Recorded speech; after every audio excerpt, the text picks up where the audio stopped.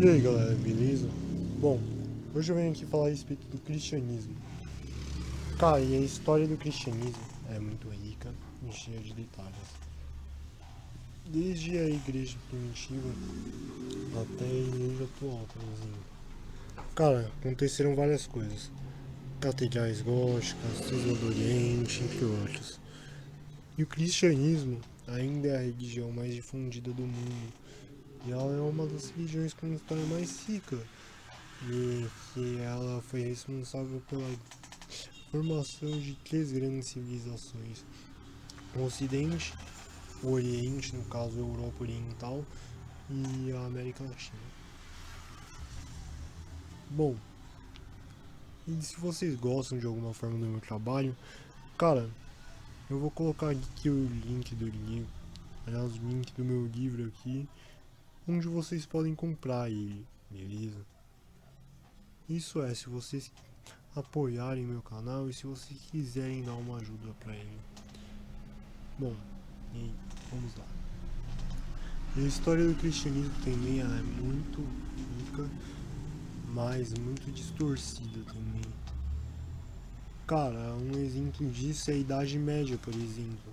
As pessoas elas acreditam que a Idade Média foi um período linear e que foi um período de 1000 anos em onde as coisas às vezes elas não mudaram. Tipo, feudo, isso, aquilo. Mas não foi isso, cara. Tá bom? A história da igreja na Idade Média é completamente diferente. Aliás, e tipo, ela mudou bastante também. A igreja mudou bastante durante a Idade Média. Então não vem com essa de você achar que não teve nenhuma transformação social na Idade Média. Beleza? E vamos por partes. Eu vou separar pelos séculos aqui. Cara, e o primeiro século da igreja foi o século I. Cara, no século I acreditava-se que o fim do mundo era iminente. Fugiam e,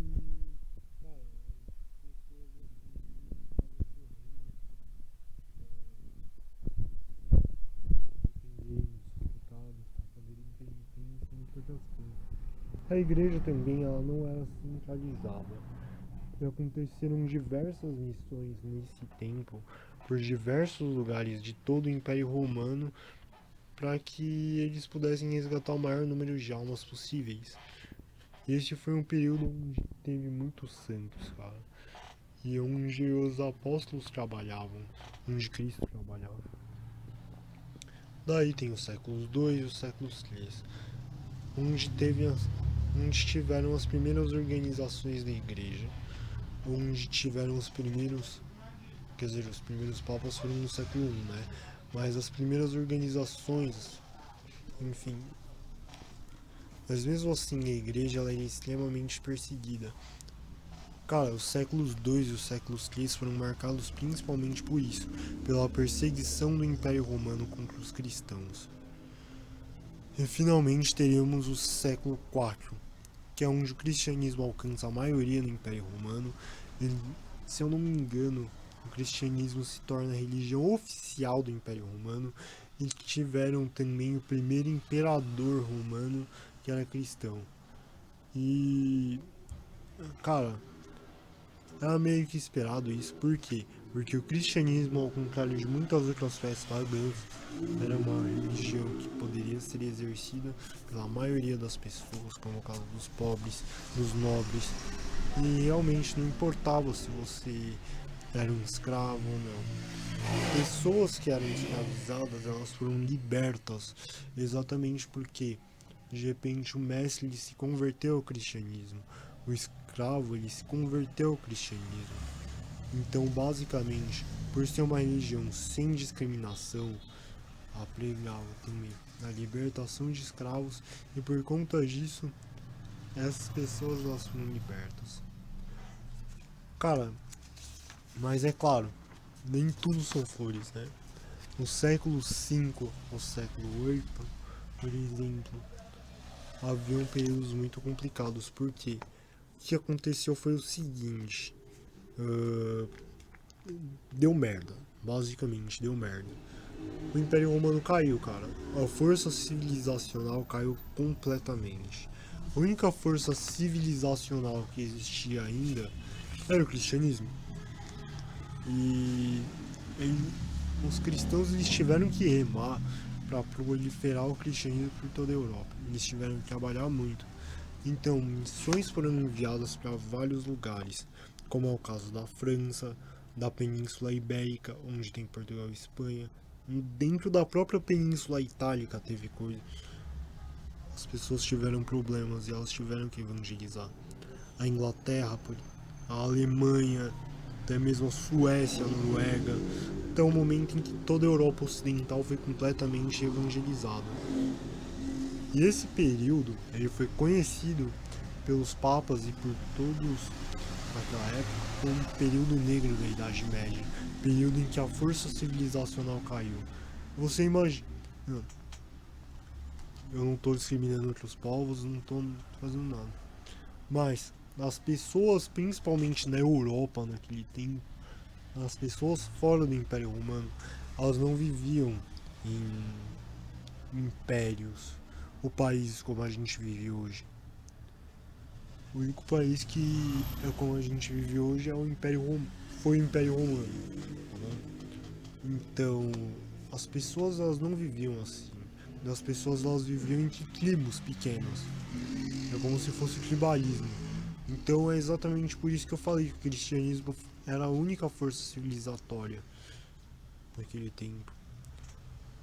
Assim com a queda do Império Romano, houve a queda da força civilizatória. Enfim.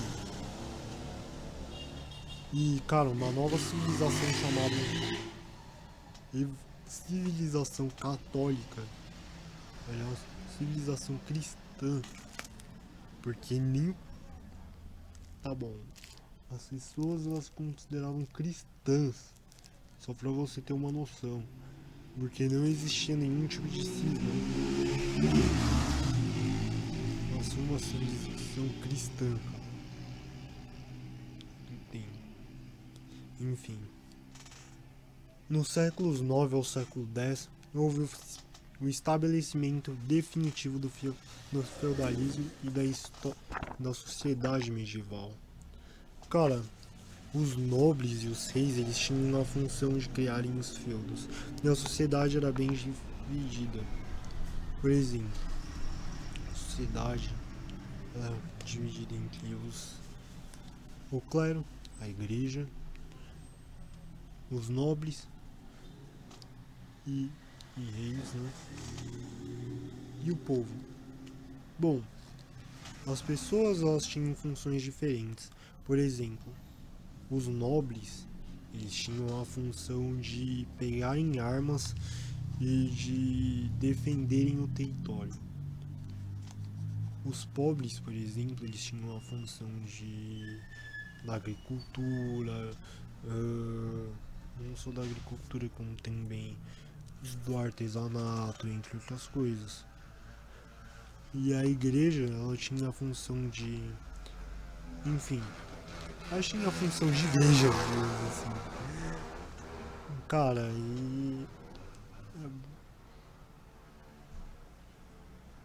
e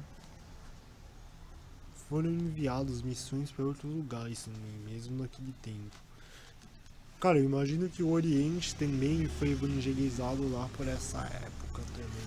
Eu não sei ao certo se haviam missões para lugares que nem a Rússia durante o século V ou séculos VIII. Mas enfim. Cara, no século XI, por exemplo, houve a separação da igreja ortodoxa da igreja católica.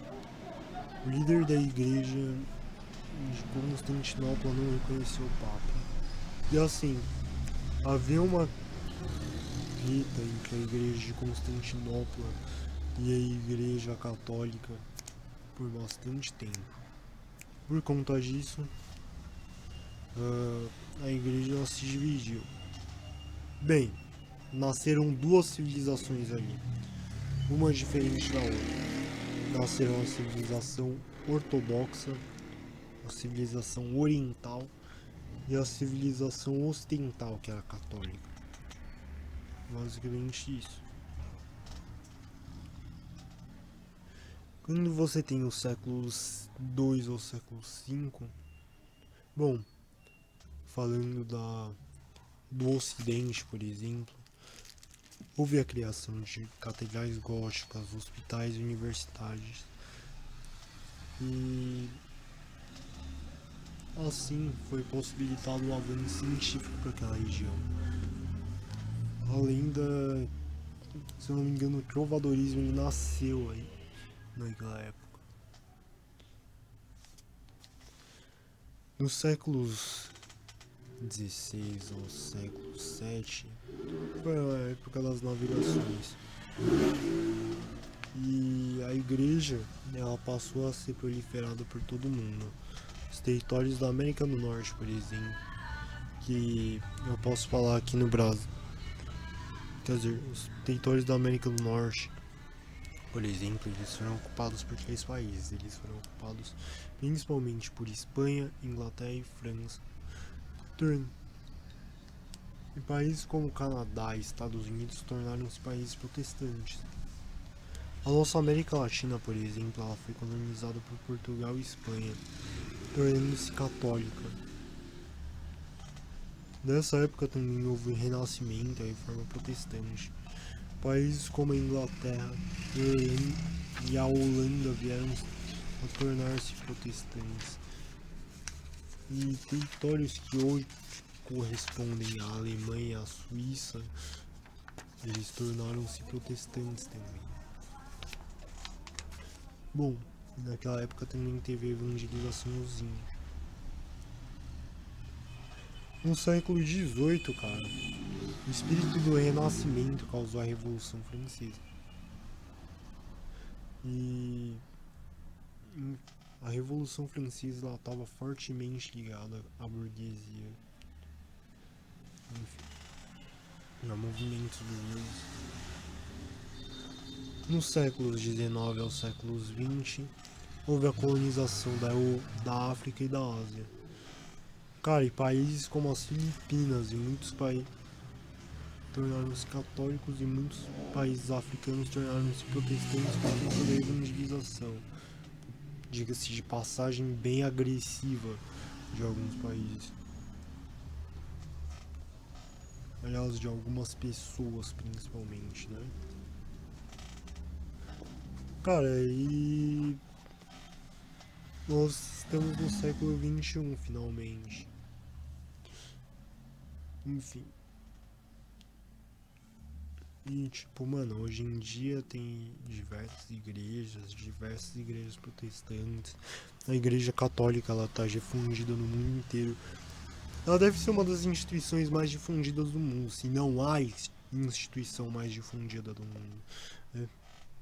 E, cara, a igreja ortodoxa também, ela tá bem forte no canto dela, em lugares como a Sérvia, Rússia, se não me engano a Ucrânia, Romênia, Grécia, enfim, entre outros. E as principais religiões vindas do cristianismo são o catolicismo. Cara, e o catolicismo e o ortodoxismo foram as primeiras. As igrejas católicas e ortodoxas foram as igrejas originais, digamos assim. E tipo, elas foram criadas há mais de 2000 anos. Cara, a igreja católica ela vive uma história muito rica em fé. E exemplos de. E ela teve muitos exemplos de pessoas que estavam dispostas a seguir para proliferar a fé em Deus. E dentro da igreja, por exemplo, muitos feriados são comemorados e nenhum sacramento é deixado de lado. E é preceito também que a pessoa vá à missa todos os fins de semana e nos dias santificados. Cara, a estrutura central da igreja se dá principalmente em Roma, local onde moram diversos bispos e sacerdotes, sendo um deles o Papa Francisco. E eu tenho que citar também o ortodoxismo. Cara, que é como eu falei, a igreja ortodoxa também é uma das igrejas originárias.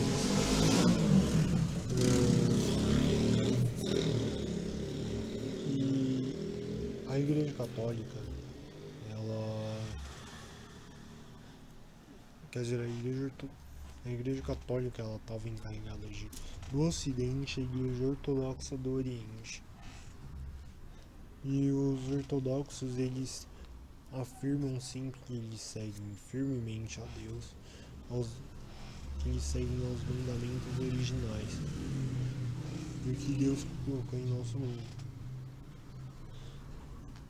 E a igreja ortodoxa, ela é dividida em diversas vertentes. Se eu não me engano, em algumas vertentes aí, os ortodoxos, eles rezam a missa em grego antigo, que era uma língua muito antiga mesmo.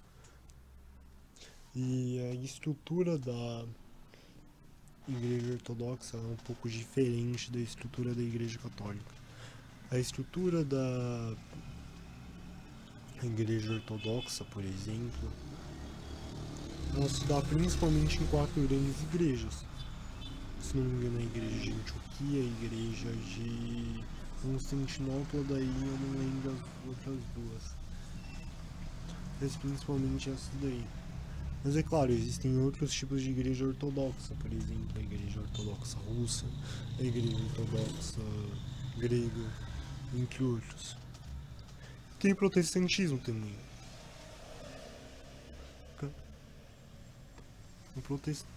Aliás, eu deveria falar aqui também, ainda sobre a igreja ortodoxa, que ela não tem um papa. Exatamente por conta disso. A igreja protestante, por exemplo, ela surgiu no final da Idade Média e ela surgiu principalmente por conta de indignações que Martinho Lutero tinha na igreja.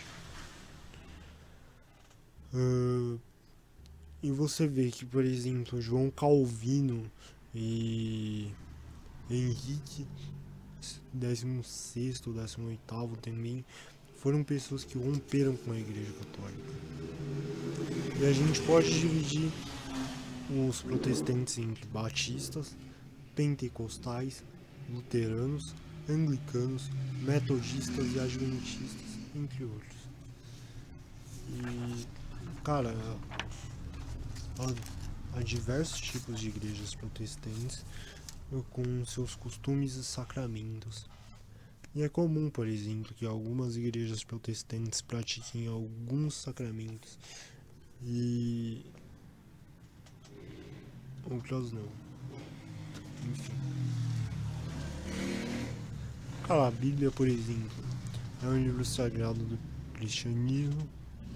Ela utiliza como um guia espiritual e moral para a vida de um cristão.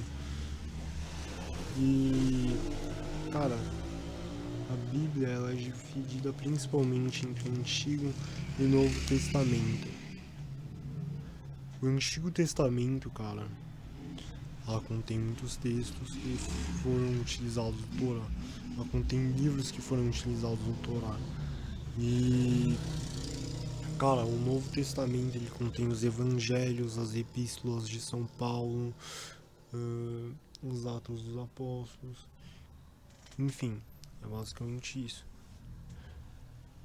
E o princípio da vida segundo o cristianismo. Cara, o princípio era o verbo, e o verbo era Deus, e o verbo estava com Deus.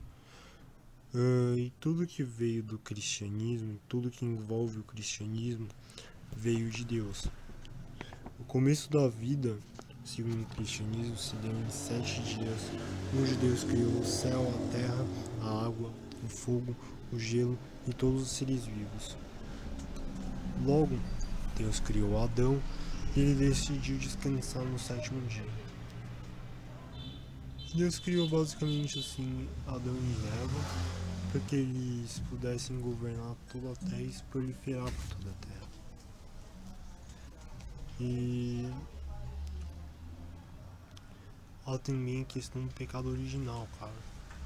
E que o pecado original ele basicamente fez com que nós vivêssemos na terra como estamos vivendo agora. O pecado original foi cometido quando Adão deixou seu propósito de vida, quando foi induzido por Eva e comeu do fruto da árvore do conhecimento do bem e do mal. Cara, e quanto à questão da morte, do cristianismo da morte, é complicado chegar numa determinada especulação, digamos assim, que vai acontecer no final da vida. Cara, geralmente há algumas coisas que fazem com que você vai do céu para o inferno. Até porque a vida após a morte ela é de algumas igrejas, como é o caso do catolicismo, admitem também a existência do purgatório. Enfim, o céu é basicamente um lugar para pessoas com boa conduta moral, para pessoas que realmente seguiram a Deus. O inferno para pessoas que não seguiram a Deus e que se tornaram pessoas ruins. É basicamente isso. Cara, e basicamente, de acordo com a sua conduta moral, você vai ser julgado. Daí você vai ser salvo ou você vai ser morto. Enfim. Tem a questão da Santíssima Trindade também. E uma das coisas mais profundas sobre o cristianismo é a Santíssima Trindade. Cara, na Santíssima Trindade você teria 3 pessoas, assim, entre aspas, que são vistas como único ser: o Pai, o Filho e o Espírito Santo, cara. Enfim, a Santíssima Trindade é muito importante porque ela representa tudo aquilo que o cristão ele segue e tudo aquilo que é o objetivo dele: o Pai, o Filho e o Espírito Santo. Cara, o Pai, por exemplo, ele é o criador de todas as coisas. Ele é responsável pelo nascimento de Jesus e pelo fato de Maria ter sido engravidada virgem. Ele é o criador do mundo, ele é criador de todas as coisas que há no mundo. O Filho é a pessoa de Jesus, o Salvador da humanidade, aquele que morreu na cruz para salvar a humanidade e para salvar-nos dos nossos pecados. O Espírito Santo, cara, é uma ideia um pouco filosófica. Bom, se eu não me engano, no dia do arrebatamento, no dia que Jesus foi arrebatado para o céu, ele falou o seguinte: ele falou que ele provavelmente que ele iria mandar o Espírito dele. Ele provavelmente falou isso. Tipo, que a presença dele iria sair daqui, mas que ele iria mandar o Espírito dele. E foi exatamente isso, Espírito Santo. Enfim. Importante falar a respeito disso. E ao desacreditar de alguma das 3 pessoas, por exemplo, se você, sei lá, nega o Espírito Santo, se não é o Pai, alguma coisa desse tipo, você comete uma heresia. Enfim. Os feriados e os dias santificados aqui. A Páscoa, por exemplo, foi o dia que Cristo ressuscitou dos mortos e assim salvou o ser humano do peso do pecado. Bom, estávamos presos ao pecado, o que fazia com que nós fôssemos bandados para a morada dos mortos, independente de qualquer coisa. Tipo, mano, tem pecado, basicamente você vai para a morada dos mortos, você vai pro purgatório. E a ressurreição se tornou possível exatamente por causa da vinda de Jesus. Jesus, ele venceu a morte exatamente por conta disso. Porque ele morreu e ele não tinha nenhum tipo de pecado. Mas mesmo assim, quer dizer, por conta disso ele ressuscitou, cara.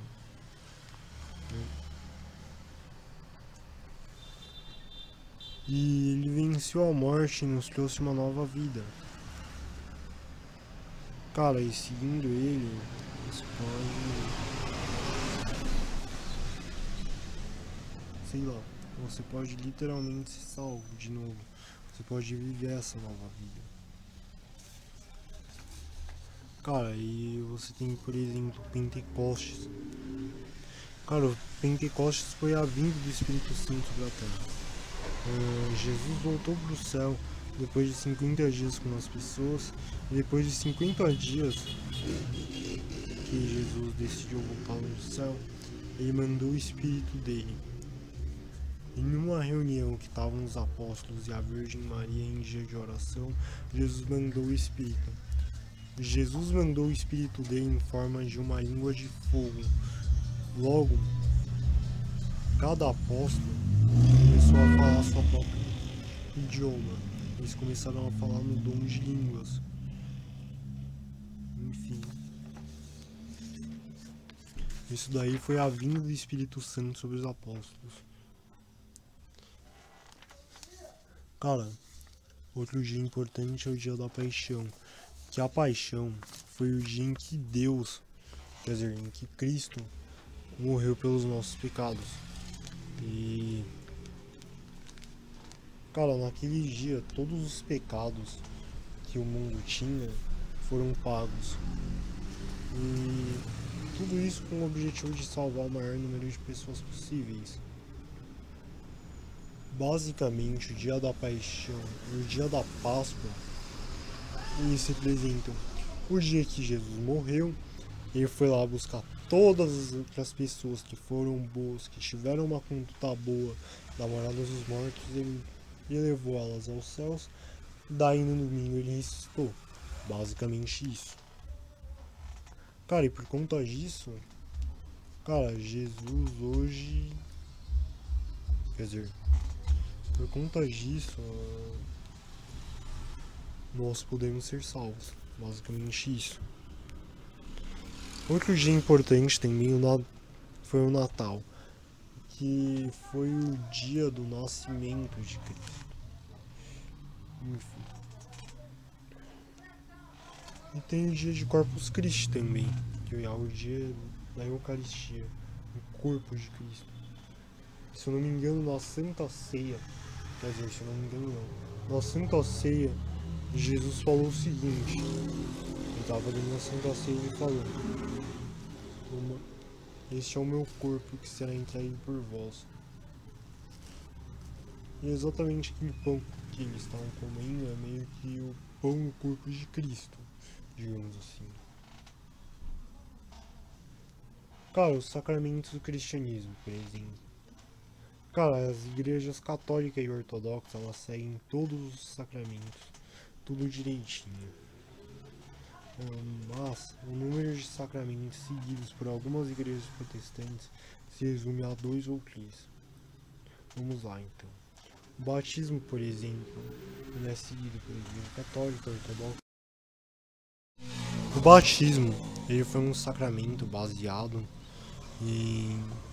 no perdão pelo pecado original. Como eu falei, o pecado original foi aquele pecado em que Adão e Eva cometeram no paraíso, em que eles foram expulsos do paraíso.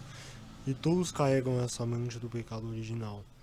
No dia do batismo, essa mancha ela é completamente limpa.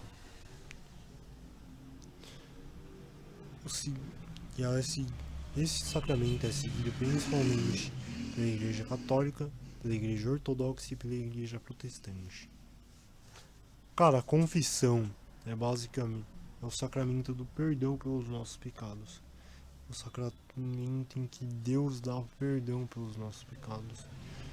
e que nós nos arrependemos dos nossos pecados, confessamos ele e que nós somos perdoados por causa disso.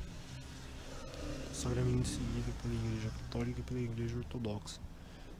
Eucaristia é como se fosse o corpo de Cristo na Terra. É como se fosse o corpo e o sangue de Cristo, a presença de Cristo na Terra. Então, cara, ele é um dos sacramentos mais importantes, se não o mais importante. Enfim, os cristãos eles vivem principalmente pela Eucaristia. Você vai ver na Igreja Católica que a Eucaristia é um negócio muito importante mesmo. Enfim. E ela é seguida exatamente pela Igreja Católica e pela Igreja Ortodoxa. O Crisma, cara, ele é meio que o sacramento da confirmação do batismo. Enfim. E ela é seguida pela Igreja Católica e pela Igreja Ortodoxa. A unção dos enfermos é o sacramento em que é um sacramento dado para as pessoas que elas tenham alguma doença ou que elas estão de alguma forma, que elas são velhas, por exemplo.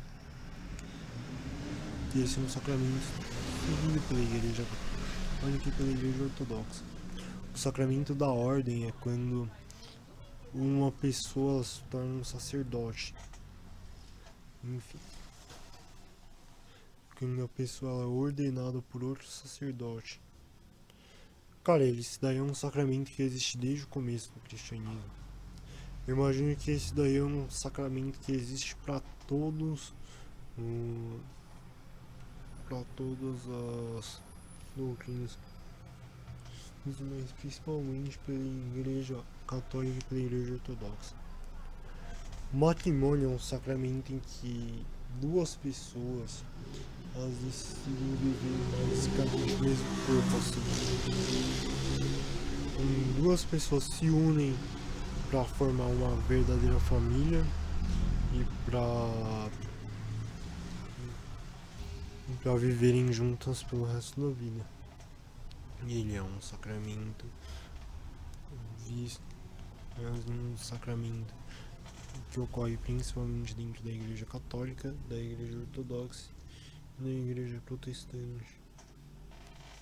Cara, o propósito de vida no cristianismo, na minha opinião, o cristianismo é a religião com o maior propósito de vida de todos. E é ela que melhor se aplica à resposta religiosa. O cristianismo ele acredita que Deus é o princípio, o meio e o fim de tudo. Deus é o nosso propósito de vida. Basicamente isso. E é importante, por exemplo, para os cristãos discernirem a vocação deles. A vocação é o propósito que Deus tem para a nossa vida, aquilo que devemos fazer para evangelizar e para viver de acordo com aquilo que Deus quer em nossas vidas. E após cumprirmos de maneira correta a nossa missão na Terra, nós fomos para o céu, cara. Temos como destino integrar o corpo de Cristo no reino dos céus. E quem entregar a sua vida por esse propósito é salvo por Deus. Grandes figuras da história do cristianismo. Bom, primeiro de todas é Maria. Cara, Maria em nenhum momento transgrediu a vontade divina. Quer dizer, a vontade divina. Quando o anjo avisou que ela engravidaria, que ela teria o Filho de Deus, ela simplesmente foi lá e aceitou. Ela ficou muito feliz com isso. Ela enfrentou diversas dores, exatamente por conta disso. Uma dor dessas foi a perda do filho crucificado.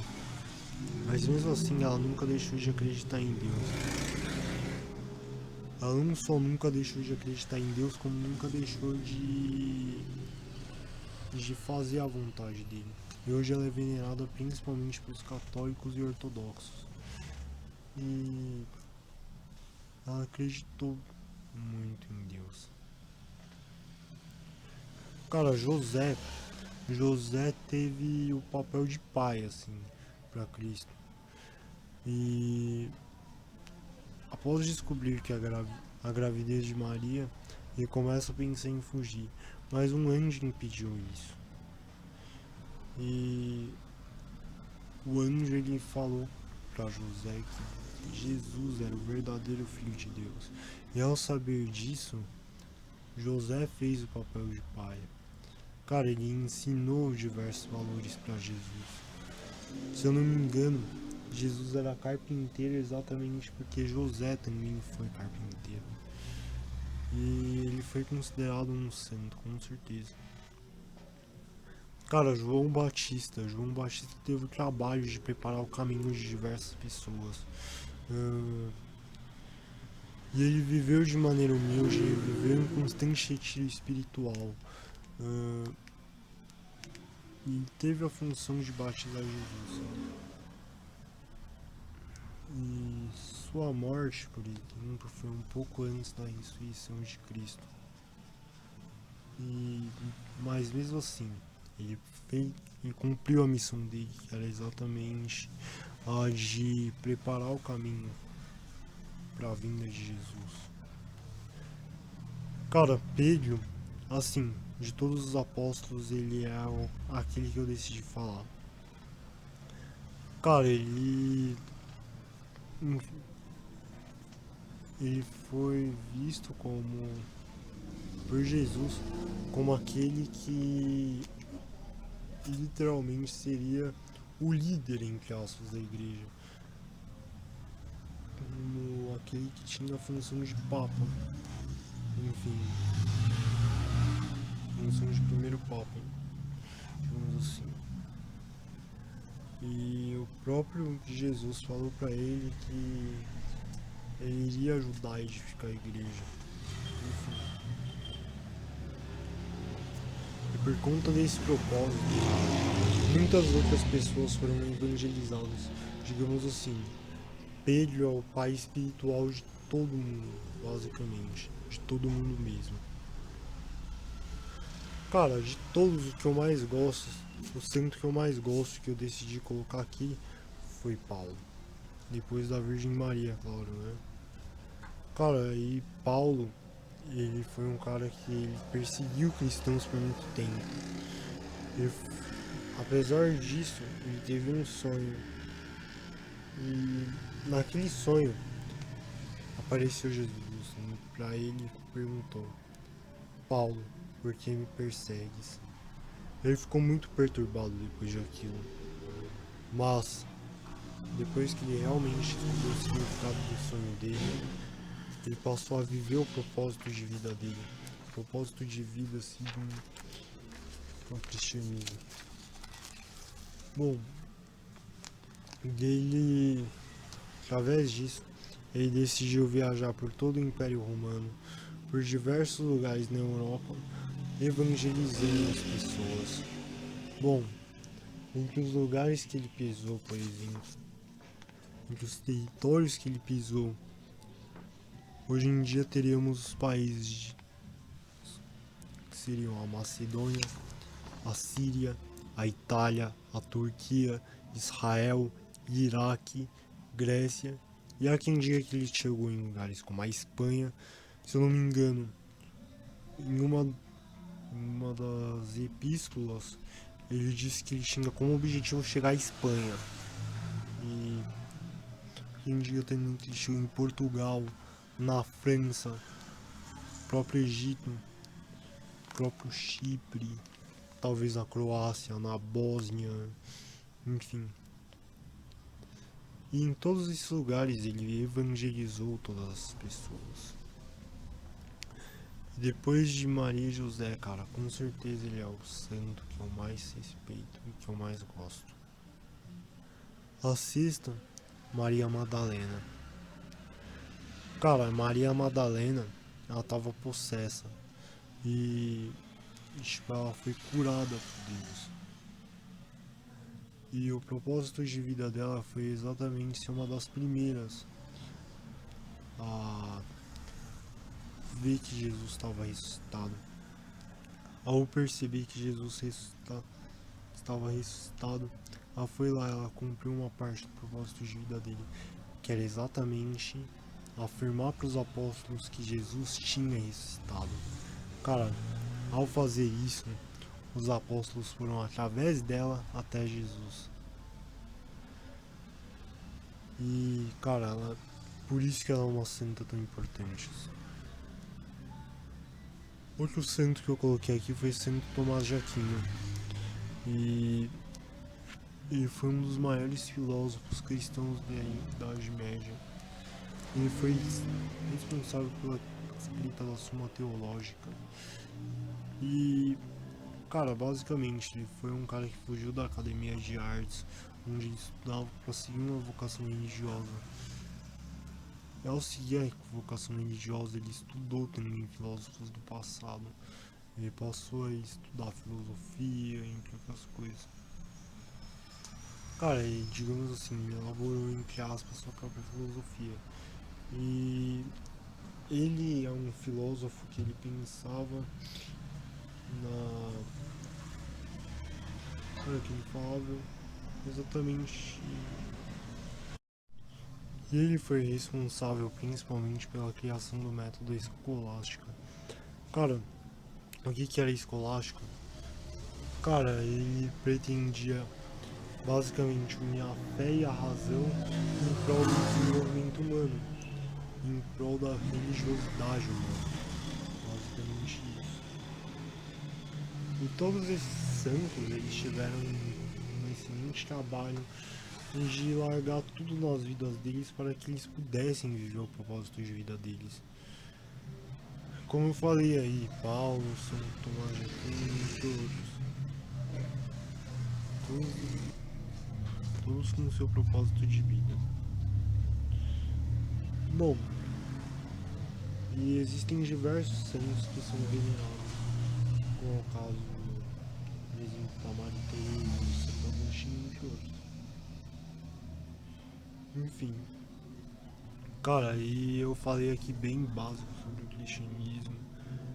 Cara, se aprofundem no cristianismo. Basicamente isso. Tipo, mano, pesquisem a respeito do sacramento mais a fundo. Pesquisem a respeito de tudo.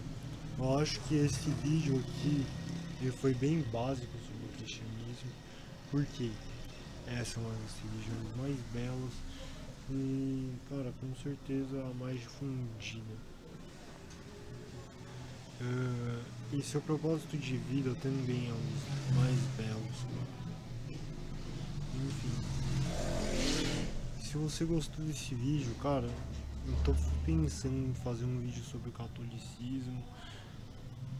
Cara, mas é isso. Para um canal que fala de propósito de vida, esse tipo de tema aí, cara, eu achei esse tema muito importante. Comenta aí embaixo, cara, se você gostou, se eu falei abobrinha demais, se eu fui palestrinha, enfim, comenta aqui embaixo. Bom, gente, espero que vocês tenham gostado do vídeo. Se vocês gostaram, eu peço que vocês se inscrevam no meu canal e ativem o sininho de notificações. E, cara, na boa, 45 minutos. Falou, gente. Tchau.